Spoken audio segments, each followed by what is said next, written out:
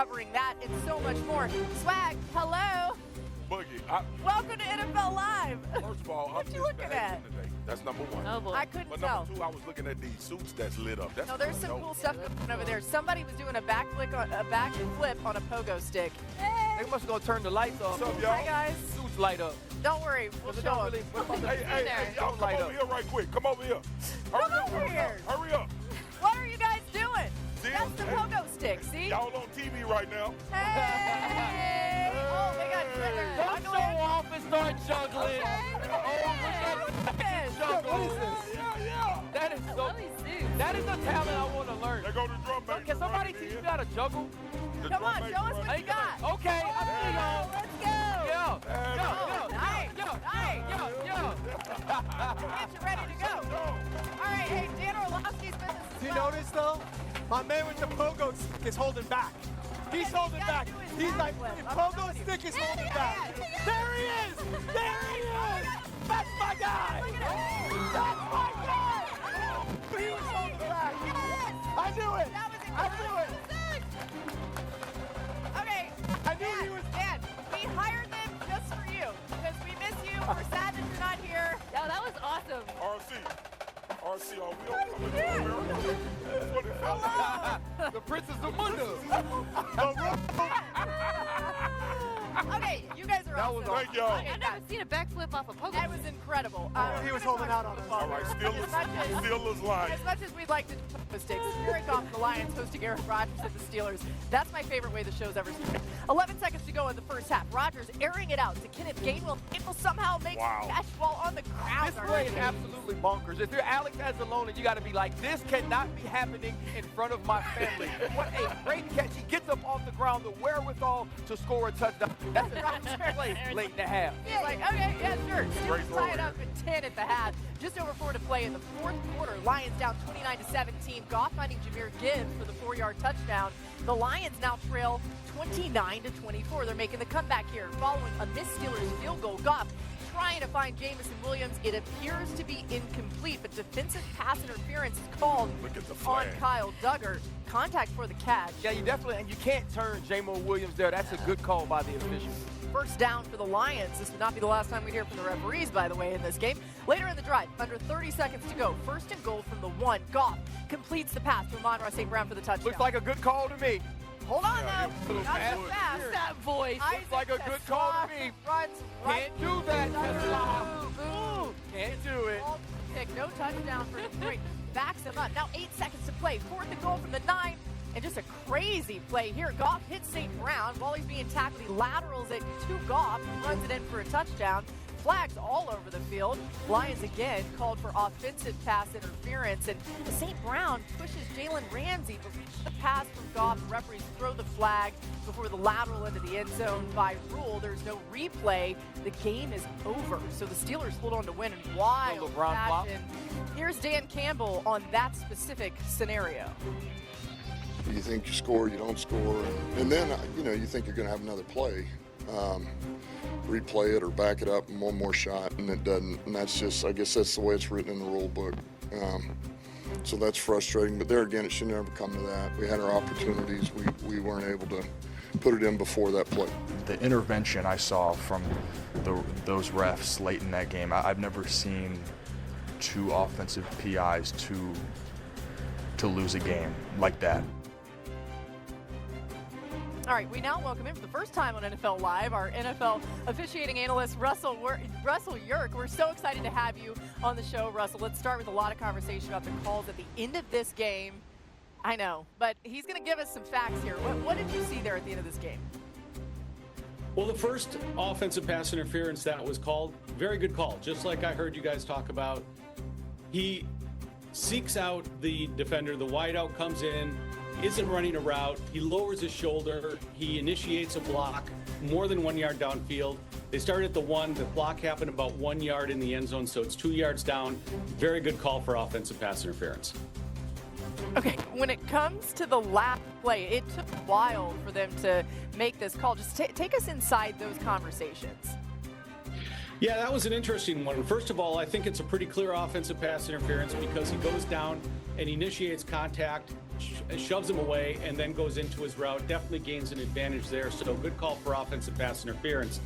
But I was a little surprised that they didn't call forward progress on that last play, because here you see the block. He goes off into his route, clear offensive pass interference, but then he's controlled and driven back about 5 yards. Now, I can understand why they want to let Amon-Ra Brown break loose and make a play, potentially score a touchdown. So they might get a little delayed on forming forward progress there.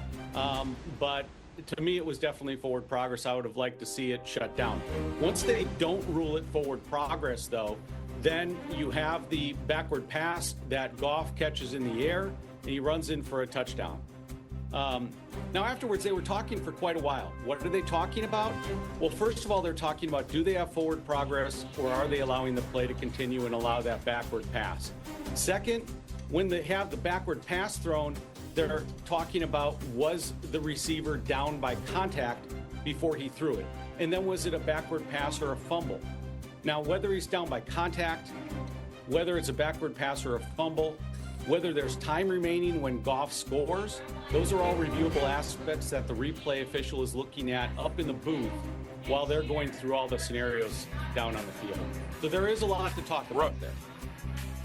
Russ, quick question, because this was kind of like a tipping point. I'm going not to this lateral back to Jared Goff, the first one that was called back for pass interference. How do you determine the push by the defensive back? How that decided if that initially created the run for the route for Tesla to bump into the secondary DB?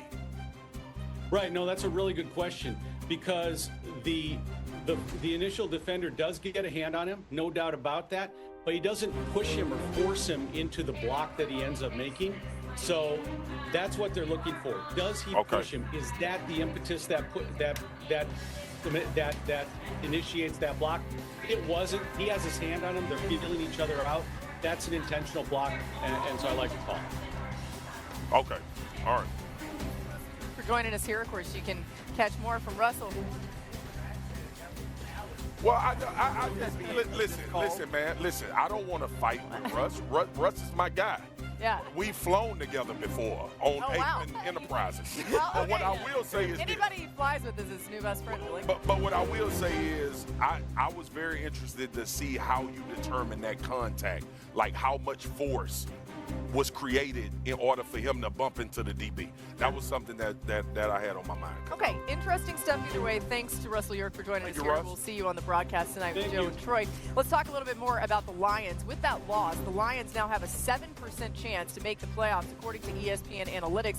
Detroit's only way to make the playoffs is to win its last 2 games at the Vikings and at the Bears, and have Green Bay lose its last 2 games against the Ravens and at the Vikings. The Vikings playing a pretty key role there either way. Peter, it wasn't just those 2 penalties, though, at the end that proved costly for Detroit. What went wrong for the Lions throughout this game? It's kind of symbolic of their season as a whole. Remember, last year, all the 4th down conversions, they get them. We celebrate this team for their 4th down prowess. Well, they had a 4th and 3 early. They're going to go for it. It's what they do. Turnover on downs. That was the case against Kansas City when they were 0 for 5 on 4th down. It's been all season. They're the 21st ranked team on 4th down conversions. And then we talk about their line all the time and how great they are up front and their defensive line, offensive line. I watched Aaron Rodgers lead a team on a 17-play drive that took up 6-7 yards in the entire 3rd quarter.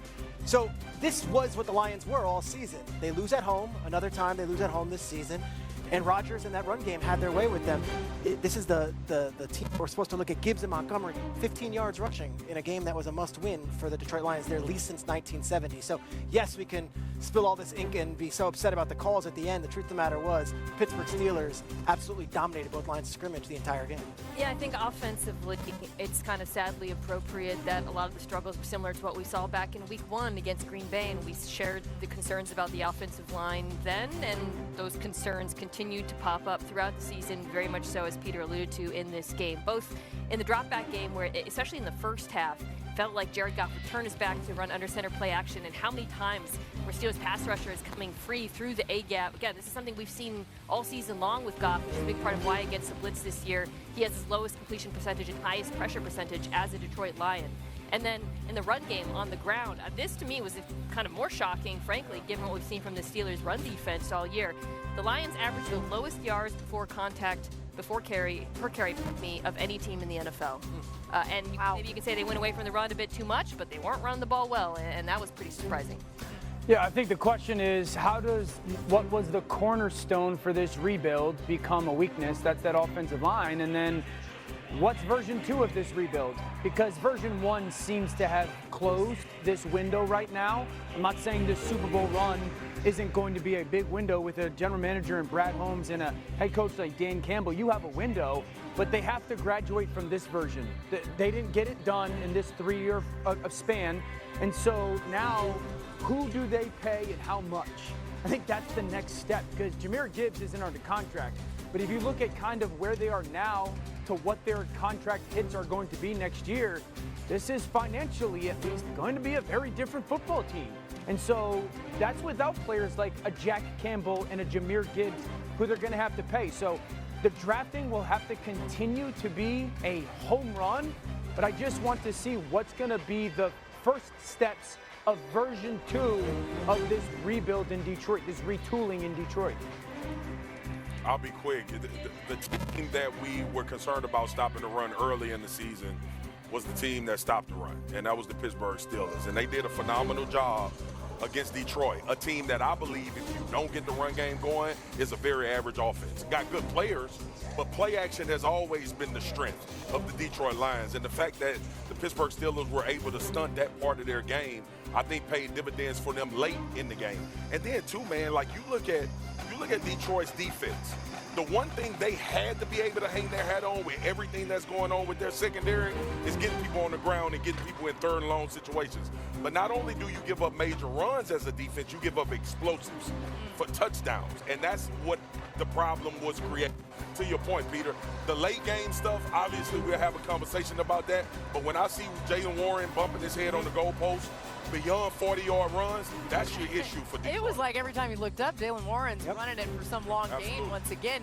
It seems like Pittsburgh's peaking at the right time. What have you seen specifically out of the defensive side? First off, that's rare for Pittsburgh peaking at the right time in the season. No doubt. Into the end of the season, but the run game was good. But I thought early on in the first half, they confused Jahmyr Gibbs, kept him in the backfield. They were able to get sacks when he was involved in pass protection. And we saw Cam Hayward get a big sack in the second quarter. And then we also saw Kyle Duggar with the safety. Here you're going to see Cam and Alex Highsmith working in unison to the top of the field. Jahmyr Gibbs gets caught in the wash. Highsmith is going to push Jared Goff up into the pocket, and a natural pick was created for Cam Hayward to get into the middle of the pocket and sack Jared Goff. Now, watch Jahmyr Gibbs' eyes as he scans back to Patrick Queen and Jack Sawyer. He's going to step that way, and he gets back late to blitz side. This is just a simulated pressure. It's only a 4-man rush, but the twist again fools Jahmyr Gibbs, and he's not a part of the pass protection.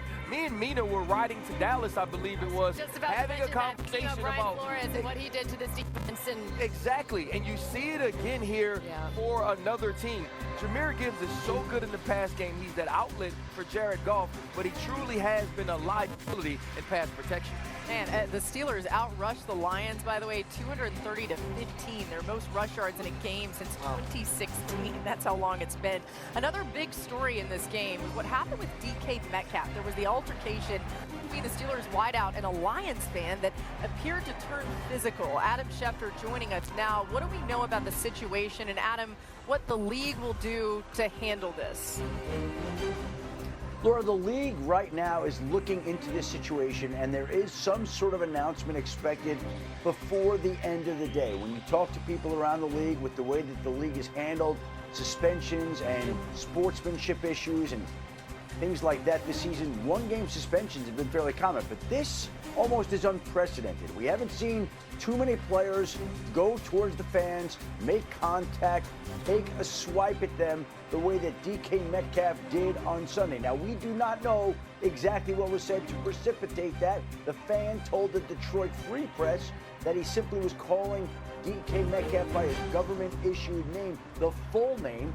Of course, others have suggested that it was more nefarious, that there were racial epithets, and a law firm that the fan hired issued a statement a short time ago saying that is categorically not true. The NFL now will be left to figure out how to best handle this particular situation. And that wasn't the only significant news today. The Chiefs are having a press conference later this afternoon to announce that they are moving their stadium to Kansas, which is big news. The new stadium will be open for the 2031 season. The team is expected to make the announcement with the Kansas